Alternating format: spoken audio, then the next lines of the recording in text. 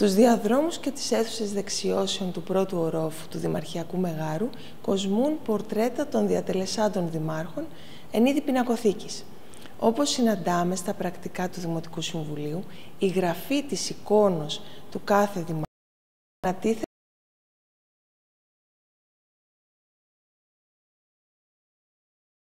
ανατέθηκαν στον Αλέξανδρο Καλούδη, ο οποίος σπούδασε ζωγραφική στο Παρίσι και υπήρξε καθηγητής στο Σχολείο των Τεχνών. Ο Ανάργυρος Πετράκης ήταν ο πρώτος δήμαρχος Αθηναίων. Επίσης, από το χρωστήρα του Αλέξανδρου Καλούδη υπάρχει και το πορτρέτο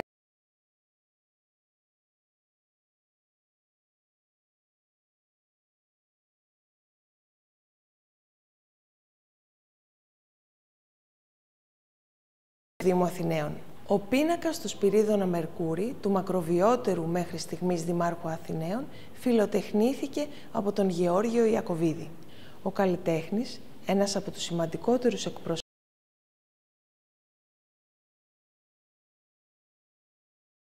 κατάφερε να συλλάβει τον ψυχισμό του μοντέλου του.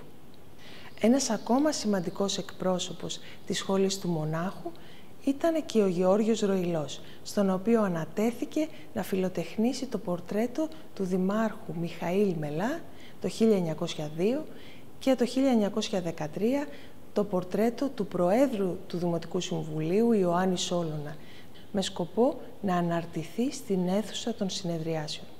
Ο ακαδημαϊκός Παύλος Μαθιόπουλος, με ισχυρές επιρροές από τις σπουδές του στη Γαλλία, φιλοτεχνεί τα πορτρέτα του Εμμανουήλ Μπενάκη και Σπύρου Πάτσι.